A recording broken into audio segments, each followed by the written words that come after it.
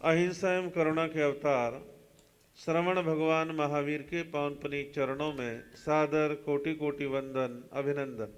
उपस्थित धर्म प्रेमी बंधुओं, माताओं एवं बहनों, तो जीवन में राग का बंधन भी बड़ा खतरनाक है और इसी प्रकार द्वेष का बंधन भी जीवन में खतरनाक है।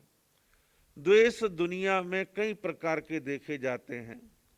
जाति पाति का द्वेष, रंग का द्वेष कि काले हैं या गोरे हैं, काले गोरे का भेद ये देखने में आता है। वर्ण व्यवस्था का द्वेष कई बार देखने में आता है और खूब ऐसा आमतौर पर आप और हम लोग देखते हैं। तो ये द्वेष जो है कई कई रूपों में देखने में आता है। हमारे भारतवर्ष के अंदर जाति पाति की बीमारी जो अंग्रेजों के जमाने में थी, वो भारत की आज़ादी के 70 साल से भी अधिक समय व्यतीत हो जाने के बावजूद भी ऐसी की ऐसी बनी हुई है। जातिवाद, घृणा, द्वेष खूब देखने में आता है। हमारे यहाँ तो जाति के आधार पर सभी राजनीतिक दल जो हैं चुनावी टिकट देते हैं। जातियों को साधने के लिए देश के बजट के साथ खिलवाड़ करते हैं। केवल जातिवाद उनको इतनी प्रिय है कि मंत्रिमंडल में जाति के आधार पर मंत्री पद बांटे जाते हैं। इतने पद ब्राह्मणों को, इतने राजपूतों को, इतने वैश्यों को, इतने शूद्रों को, ना जाने क्या क्या वर्ग भेद बांट रखे हैं। जाति के नाम पर बहुत कुछ चलता है और जाते जाते अंग्रेजों ने इस पलीते को और लगाया और इस पलीते को लगवाने वाले भी हमारे देश के कुछ लोग थे। परिणाम यह है कि जातिवाद आज भी बादस्तूर बना हुआ है। एक अकेले महात्मा गांधी ने जातिवाद के खिलाफ जो है भरपूर काम किया।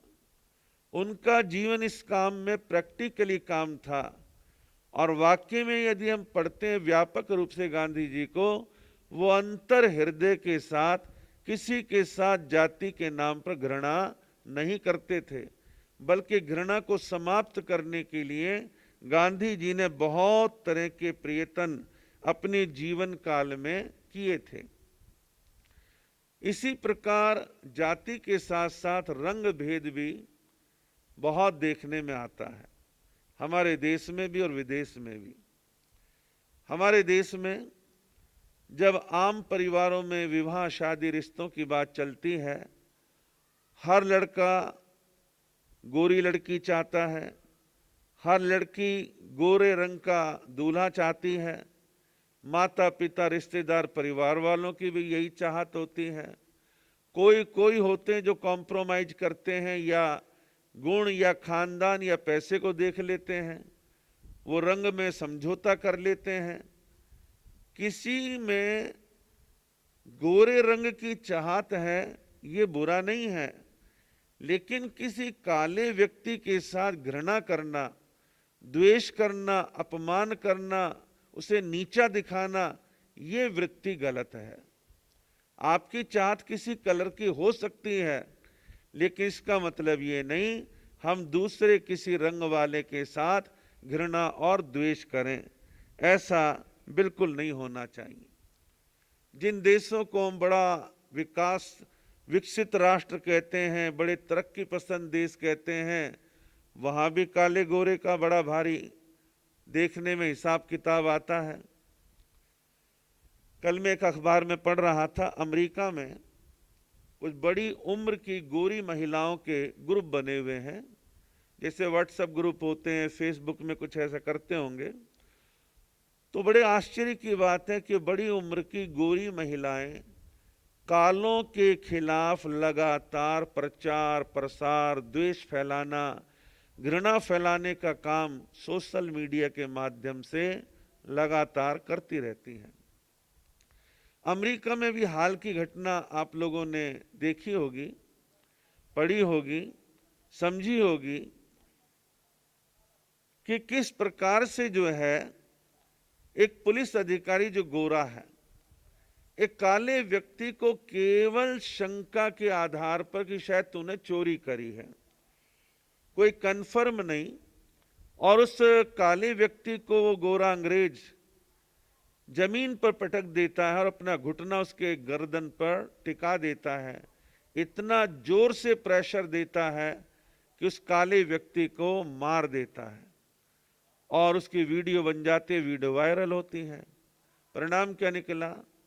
अमेरिका के अनेक शहरों में दंगे, फसाद, आगजनी की घटनाएं हुई, कर्फ्यू लगा दिए गए, हाहाकार मचा दिया। राष्ट्रपति डोनाल्ड ट्रंप भी चिंतित हो, ये क्या हुआ? राष्ट्रपति भवन के बाहर तक बड़े संख्या में प्रदर्शनकारी पहुंच गए और खूब वहां पर देखने में आया कि पर्याप्त मात्रा में प्रॉपर्टी को स्वाहा कर दिया गया। ये क्यों हुआ? एक नस्ल भेद की वजह से, रंग भेद की वजह से ऐसा हुआ। कहने का अभिप्राय ये है कि ऐसा ऐसा काम आज भी दुनिया के अनेक हिस्सों में देखने में आता है। तो कहाँ वो ज्ञान, विज्ञान, साइंस की बातें चली जाती हैं? लोग क्यों इतना छोटा सोचते हैं और इस प्रकार कैसे वो दूसरों के प्रति घृणा का भाव रखते हैं? अब इसी वर्ष मैंने एक उपन्यास पढ़ा जिसका नाम है झूठन। 2 भागों में छपा है और लेखक है ओम प्रकाश वाल्मीकि। ओम प्रकाश वाल्मीकि जो पश्चिमी उत्तर प्रदेश में मुजफ्फरनगर के पास एक गांव है बरला गांव का रहने वाला। उसने आत्मकथा की तरह अपने आप के बारे में लिखा है कि जिस गांव का मैं रहने वाला हूं, बरला गांव का, वह अनेक ऊंची नीची जाति के लोग रहते थे। मैं वाल्मीकि था, हरिजन था, पिछड़ा था, और गांव में ऊंची जाति के लोग मुझे और मेरे परिवार को कितनी घृणा भरी निगाह से देखते थे। मेरी माँ और मेरे पिता ने उन हालातों के साथ समझौता कर लिया था, लेकिन मैं समझौता करना नहीं चाहता था। जब मैं प्राथमिक शाला में पढ़ने जाता तो टीचर पढ़ाने वाले मेरे साथ घृणा करते और मेरा नाम ओम प्रकाश ना लेकर के मुझे कहते, ओ चूड़े के, ऐसा बोल करके संबोधित करते थे, अपमानित करते थे और मेरे को सबसे पीछे बैठाते थे। कोई मुझे अपने पास फटकने नहीं देता था। फिर मैं माध्यमिक शिक्षा में गया, वहां भी भेदभाव का वातावरण। उसने ये भी लिखा कि ऊंची जाति के कुछ अध्यापक अच्छा सद्भाव मेरे प्रति रखते थे। मैं पढ़ने में होशियार था, मेहनत खूब करता था। जगह जगह मेरे साथ घृणा और द्वेष पनपा और अनेक प्रकार का बदव्यवहार मेरे साथ होता रहा। फिर हायर एजुकेशन में भी ऐसे ही दुनिया भर का भेदभाव उसके साथ इसलिए किया गया जाति के आधार पर। और परिणाम ये है, फिर भी हिम्मत करते करते वो आगे पढ़ता है और एक अच्छी डिग्री अपने आप में हासिल करता है। और जब वो पढ़ रहा था, उसकी पढ़ाई को देख के अपने आप को ऊंची जाति का मानने वाले कहते थे, ओ चूड़े के, तू भी पढ़ेगा क्या? तेरे को पढ़ने की क्या जरूरत है? हमारे घरों में सफाई करो, नालियां साफ करो, आदि आदि, ना जाने क्या क्या बातें। तो उसकी आत्मकथा मैंने 2 भागों में पढ़ के विचार करा कि इन पिछले 50-60 सालों में भारत की राजधानी से केवल मात्र 150 किलोमीटर दूर ऐसी घृणा और द्वेष करने का वातावरण लंबे समय तक चलता रहा, कोई कुछ ना कर पाया। लेकिन मेरे जैसे व्यक्ति जो इन विषयों पर ज़्यादा ही संवेदनशील रहते हैं, लेकिन आज भी यूपी, बिहार, उड़ीसा, मध्य प्रदेश, राजस्थान, हरियाणा, अनेक प्रांतों में इस प्रकार का घृणापूर्ण वातावरण आज भी देखने में आता है। और हमारे राजनेता इन चीज़ों को हार्टली समाप्त करना नहीं चाहते। कहीं ना कहीं प्रत्यक्ष अप्रत्यक्ष उन लोगों का भी इनमें हाथ रहता है। आवश्यकता है कि हम इस प्रकार का कार्य अपने लेवल पर समाप्त करने का अभियान जारी रखें और मैं सुनने वाले सभी लोगों से अपील करूंगा कि आप संकल्पबद्ध हों कि आप जाति, धर्म और रंग के आधार पर किसी के साथ घृणा और भेदभाव नहीं करेंगे। घृणा का जवाब घृणा से मिलता है। आप कहोगे कैसे?